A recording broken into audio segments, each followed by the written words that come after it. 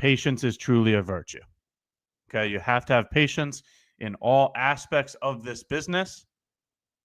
If you try to rush the process because you're oversizing, over leveraging, it's not going to end well. It's not going to end well. Here's my first question for chat. And this is the point that I'm trying to make about patience. Here's my first question to chat. Chat, what is the longest funded account you've ever had in terms of days?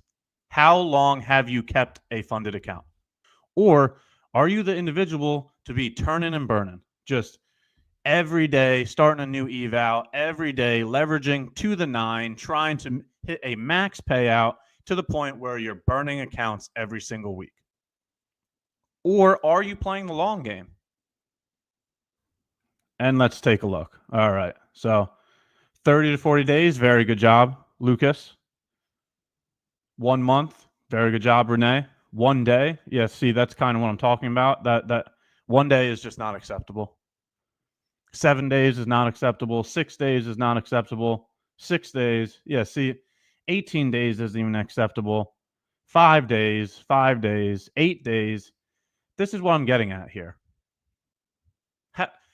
Take your prior results and see what that has gotten you so far, right? If you're blowing an account within the first 5 days of having it, has that gotten you payouts? Yes or no?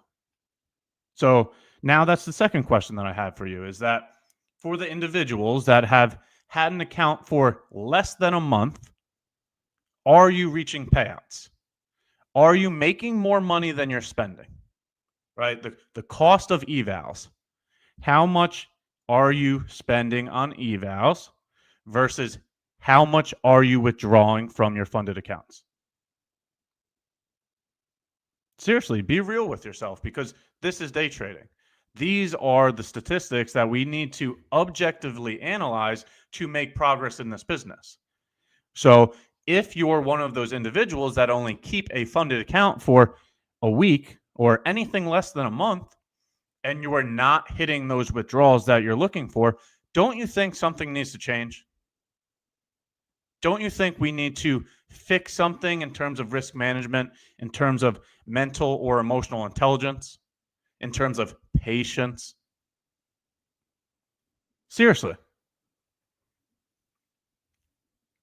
This is the mental or emotional control that we need to go over. This isn't just a signal service. I'm not going to be showing up just to provide trades. I'm going over all corners of this business. I'm going over all aspects of this business, and I'm going to be real with you. Because the reality of the situation is if you're not hitting those payouts, then we're going backwards, right? Expenses need to be less than income. Your income, right? Your withdrawals need to be much larger than your expenses. And if you rushing through your funded accounts is not getting you those withdrawals, then we need to point to that information and say, what do we need to fix here?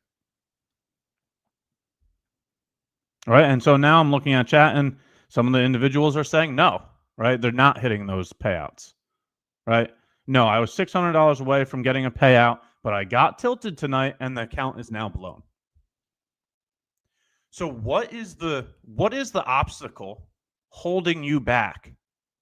What is that thing, inside your head, or that feeling that you're having that's making you blow that account, right? Is it the fact that you have a loss, and then after having that loss, you immediately go back into the market thinking that you need to make that money back, or thinking that your bias is correct even though price is moving the opposite direction? Are you forcing your will upon the market because of some need to be green? Is that the issue? Or is the issue that you're oversizing, right? You're not properly sizing so that the idea that you have on the chart cannot play out properly because you get knocked out of your position before it ever moves in the intended direction. Which one is it? We really need to dig into the results and figure it out, because this is what makes the progress. What is it? And then after figuring out what it is, whatever the obstacle is, are you even taking a proactive step towards bettering that issue? Right? So, for example, if it's your risk management, let's say that it's not a size thing, it's not a need to be greed. Excuse me, it's not a size thing, or it's not a need to be green thing. That it's a control over your risk management, right? For some reason your losses are larger than your winners. We need to start putting limitations on the account. It's very simple. Limitations such as bracket orders, right?